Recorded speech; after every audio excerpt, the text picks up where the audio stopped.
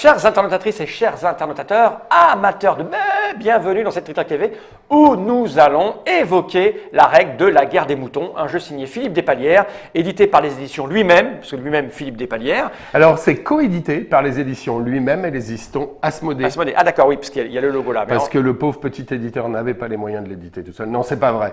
Historiquement, c'est Asmodée qui l'avait fait. Et puis après, j'ai dit, alors maintenant c'est moi. Il m'a dit, ah, ça serait bien qu'on le fasse tous les deux. Et on le fait tous les deux. Voilà. Donc c'est Asmodée et lui-même. Voilà. C'est un jeu pour 2 à 4 joueurs à partir de 7 ans pour des parties de 30 minutes.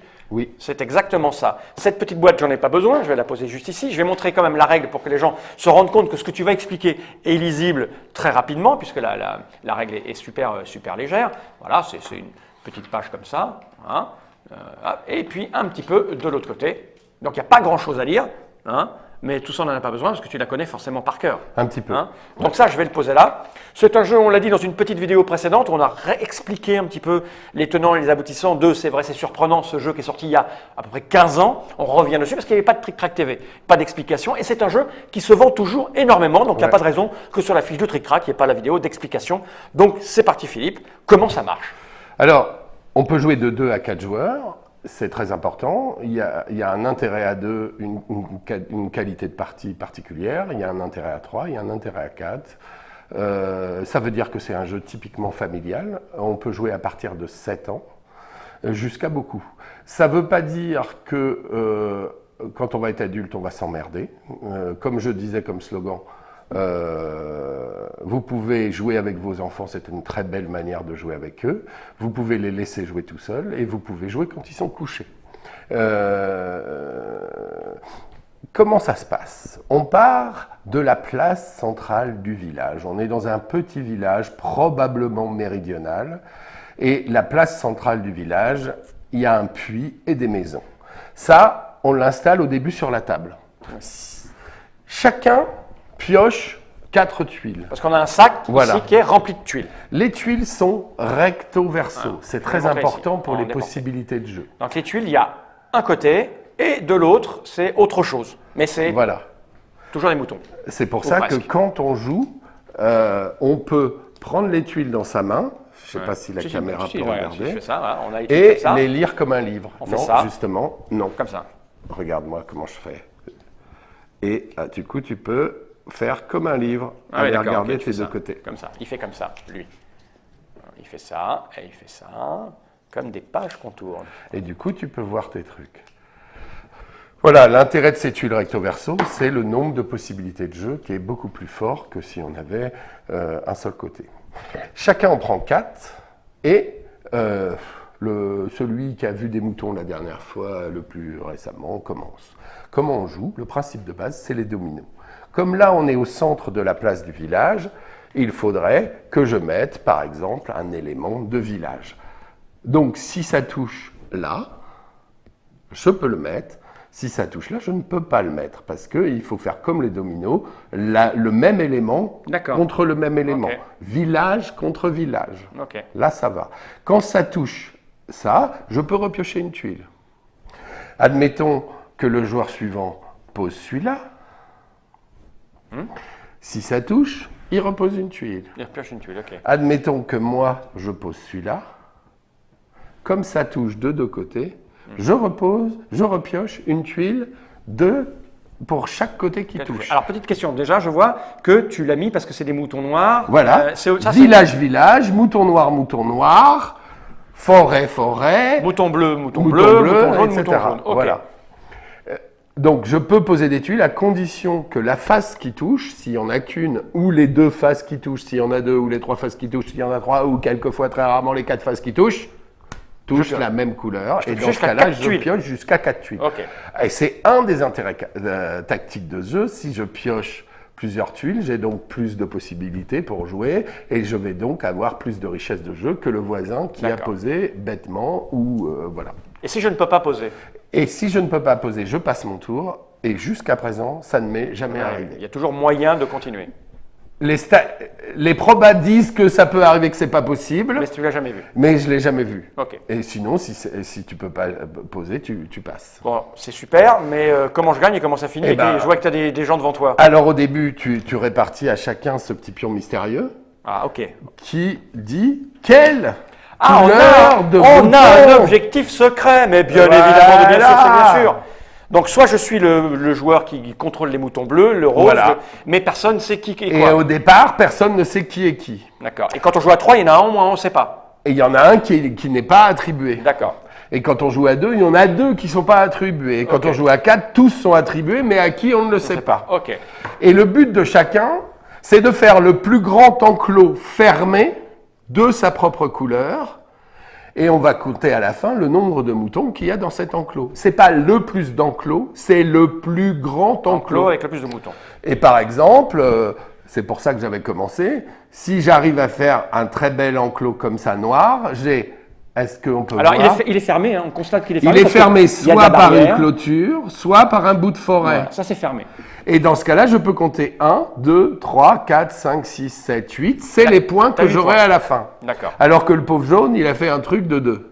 Bah, j'espère pour lui qu'il va faire mieux. Attention, quand c'est bordé par une forêt, un joueur qui n'est pas gentil peut décider de faire venir un loup dans cette forêt.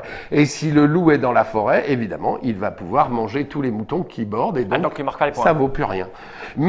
Mais, si tu as un chasseur, tu peux aller recouvrir le loup. chasseur, Et c'est dans bon. ce cas-là, C'est les tuiles recto verso, oui, c'est soit. voilà. Ah, voilà. oui, L'intérêt, oui. Et Comment donc, quand tu vois Ah, 4 trucs, tu sais que, voilà. C'est-à-dire que nous avons mis, il y a 4 chasseurs. Au dos de chaque chasseur, il y a Ok. un truc de 4, etc.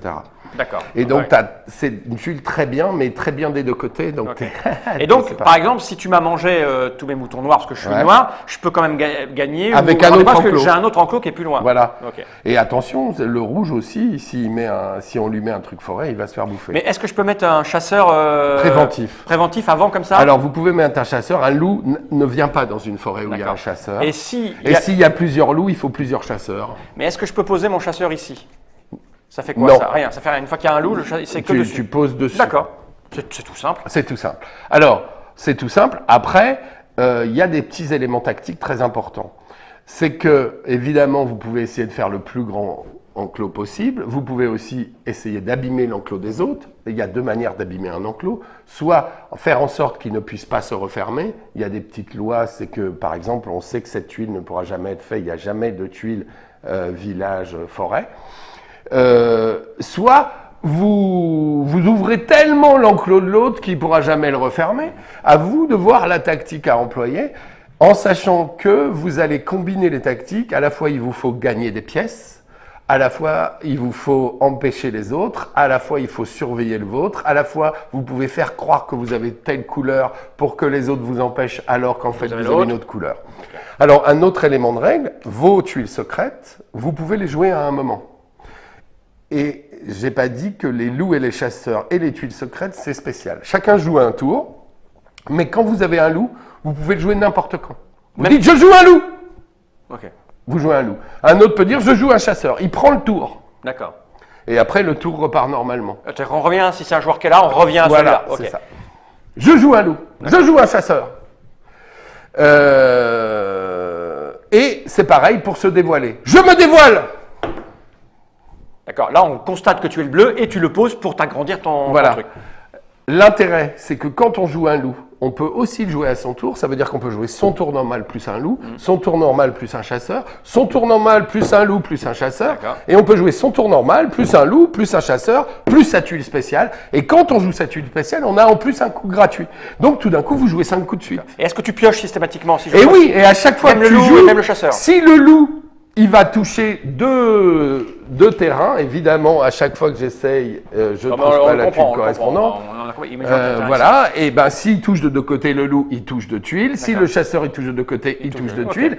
Et donc vous allez pouvoir monter des tactiques accélératrices de la partie très très ici. importantes. Surtout que la partie prend fin quand le sac est vide. Je vais vous raconter. D'accord. La partie prend fin quand on veut. D'accord, ok. Parce que ça c'est le dernier truc qui fait que le genre de jeu de ce type était chiant, c'est la fin.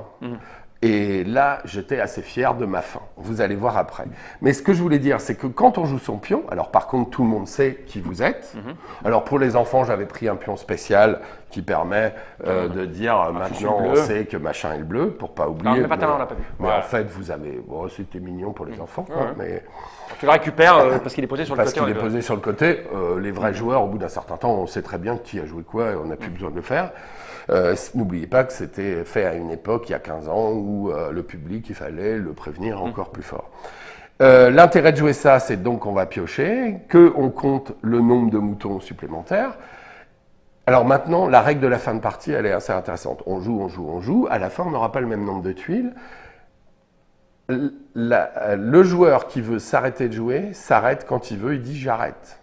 Alors vous allez me dire pourquoi je dirais j'arrête. L'intérêt, c'est que le premier qui dit j'arrête gagne 6 points de bonus. Ah oui. Donc si j'avais déjà 10 points et que je dis j'arrête, j'ai 10 plus 6, 16 points. Mais le problème, c'est que si j'arrête, je n'empêche pas les autres de continuer. Ils peuvent continuer encore. C'est-à-dire que si on était 3 que j'arrête, les 2 autres peuvent continuer à poser des pièces. S'ils avaient pioché beaucoup plus de pièces que moi, ils peuvent me rattraper même s'ils n'ont pas le bonus. Le premier a 6 points de bonus, le deuxième a 3 points de bonus, le troisième a 1 point de bonus et le quatrième n'a pas de point de bonus. À vous, tactiquement, de savoir à quel moment vous arrêtez. Donc il y a aussi un côté stress. Vous savez, chez lui-même, il y a toujours un petit élément du jeu où on va chercher l'autre. Ouais. Comme disaient Loïc Lamy et Bruno Catala, la guerre des moutons, c'est un jeu de pourrissage. On emmerde l'autre et on va voir, est-ce qu'il a envie d'arrêter? Est-ce qu'il a des bonnes tuiles en main? Si je fais semblant de dire que j'arrête, est-ce qu'il va le dire avant moi? Parce qu'on a peut-être des très bonnes tuiles. Il y a des cas où vous pouvez après refaire votre enclos quand tout le monde est parti. Ouais. Voilà. Et c'est ça qui rend le jeu intéressant, c'est que la fin de partie n'est pas « Ah ben je peux plus jouer ça, je joue ça, puis après je passe, etc. Okay. » Il y a un calcul à faire à la fin pour voir si le différentiel est en votre faveur ou pas. On attaque. Si, alors, si on joue à 3 et à 2, le bonus est le même, 6-3. C'est pareil, ça fait 6-3, 6. Si on joue à 2, c'est 6 et 3. Non, c'est 3. 6-3, 1-0. Alors, une partie à 2, elle est plus longue, mais très souvent, en amoureux, beaucoup de joueurs me disaient, ce jeu-là, je l'achète pour ma copine. Voilà. C'est vraiment un jeu de couple faisable. Si on joue à 2, c'est un peu plus long, mais on a le temps de développer des tactiques, de faire une première attaque, de repartir en arrière, etc. Si on joue à 3, il y a toute cette incertitude. Si on joue à 4, des coups pourris viennent de partout. Parfait. Et voilà. Voilà, ça c'est la règle de la guerre des moutons, vous l'avez vu, c'est extrêmement simple et terriblement chafouin. Ouais. Et le mieux, c'est d'en faire une partie pour voir si on est tous chafouins. Petit spot de pub pour les gens qui vendent des jeux, parce que je crois que c'est la fin. Il y a un Guerre des moutons 2 qu'on a publié. Ah oui, il y avait ça, c'était quoi ça, C'était une extension avec d'autres choses et je crois que c'est les dernières boîtes qui sont en vente. Donc, soit sur Internet, soit dans certaines boutiques, soit peut-être vous en trouverez sur le stand de lui-même à Cannes. Je crois qu'il aura en Alors, on va préciser un petit peu, nous sommes en février 2016, parce que si les gens regardent cette vidéo en 2017 ou 2018, ce que je souhaite, et pour le jeu et pour nous, il n'y en aura plus du tout. Non, il y en aura tu vois, plus. Ah oui, c'est vrai. Et oui, là, les gens, ils regardent, tu vois, peut-être ils sont en 2022. Ah ouais. Tu vois, et là, du coup... Et peut-être on est mort. Peut-être, oui, ça arrivera. Pendant qu'ils regardent, on est mort. Bien. Philippe Despalières, La Guerre des moutons, lui-même, François Bruel à l'illustration, Asmodée à l'édition et la distribution. Non, Asmodée et lui-même à l'édition et Asmodée à la distribution. C'est pas ce que j'ai dit? Non, t'as dit Asmodée. Je crois. Non. On rewind? Peut-être. Bon. En tout cas, on va regarder la caméra dans l'objectif, dire Jenny Reich et on va se lancer dans une petite partie Jenny Reich. Salut.